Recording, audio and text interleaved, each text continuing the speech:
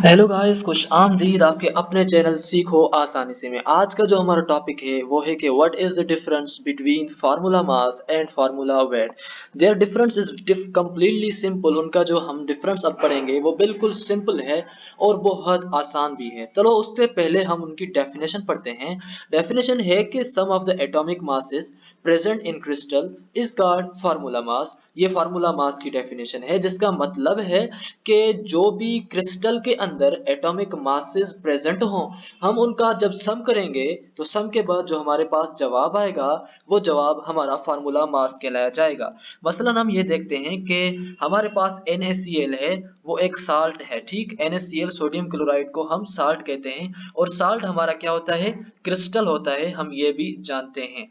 तो formula mass हमारा crystals के लिए होता है, ये जो है मतलब सॉलिड्स के लिए होता है, लिक्विड्स के लिए या गैसेस के लिए नहीं होता। ये एक आपके लिए एक्स्ट्रा पॉइंट है। फार्मूला मास क्रिस्टल्स के लिए यानी सॉलिड्स के लिए ही होता है।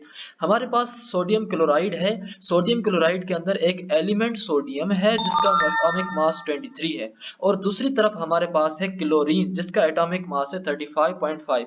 अब जब हम इन दोनों एटॉमिक मासेस को सम करेंगे तो जो हमारे पास जवाब मिलेगा वो हमारा जवाब कहलाया जाएगा फार्मूला मास।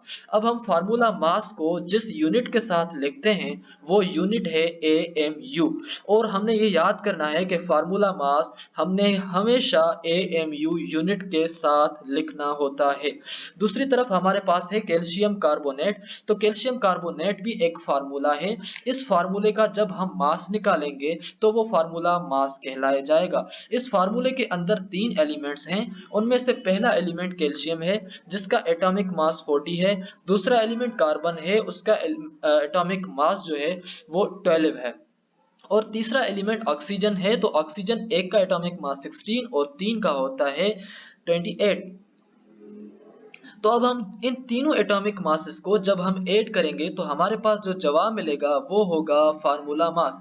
तो हमारे पास 100 AMU विद द यूनिट हमारे पास फार्मूला मास मिला। यहाँ हम इस डेफिनेशन को रिपीट करते हैं कि जो भी क्रिस्टल्स हैं, जो भी सॉलिड्स हैं, उनके अंदर जो एलिमेंट्स हैं, अगर हम एलिमेंट्स का एटॉमिक मास निकालकर जिस तरह यहाँ किया है हम उनको सम करके जवाब निकालेंगे तो वही जवाब हमारा फार्मूला मास कहलाया जाता है। हम चलते हैं अब फार्मूला वेट की तरफ। तो फार्मूला वेट की डेफिनेशन भी बिल्कुल फार्मूला मास की तरह ही है, लेकिन थोड़ा सा फर्क है।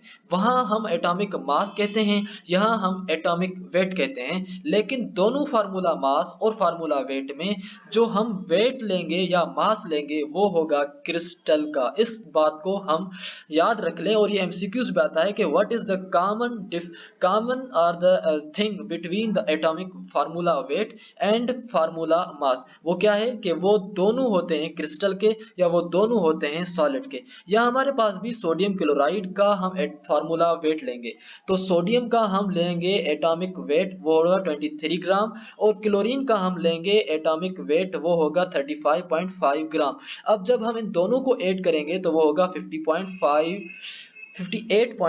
हम अब इसको AMU में नहीं बल्कि ग्राम्स में लिखेंगे, क्योंकि हम अब फार्मूला वेट पढ़ रहे हैं। तो फार्मूला वेट का ये सबसे बड़ा डिफरेंस है फार्मूला मास से, कि वहां हम AMU में लिखते हैं और यहाँ हम इसको ग्राम में लिखेंगे। कैल्शियम कार्बोनेट का भी 100 ग्राम है, वह वहां हमने AMU में लिखा था और यहाँ हम ग्राम में लिखेंगे। हम इस मरतबा एक मरतबा और इस डेफिनेशन को रिपीट करते हैं कि फार्मूला वेट दरअसल वेट होता है क्रिस्टल के अंदर मौजूद हर एलिमेंट के एटॉमिक वेट का।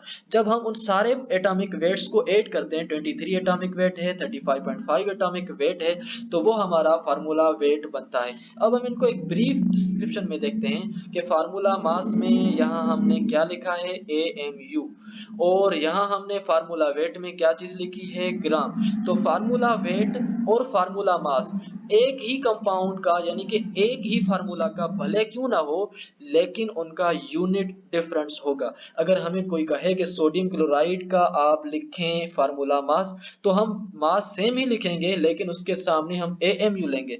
और अगर कोई कहे कि फार्मूला वेट लिखें आप सोडियम क्लोराइड का, तो मास सेम ही होगा लेकिन हम यहाँ सिर्फ ग्राम लिखेंगे। So this is the difference. अब हम दूसरे में जानेंगे, दूसरे वीडियो में, कि फार्मूला मॉलिक्यूलर मास और मॉलिक्यूलर वेट में क्या फर्क होता है।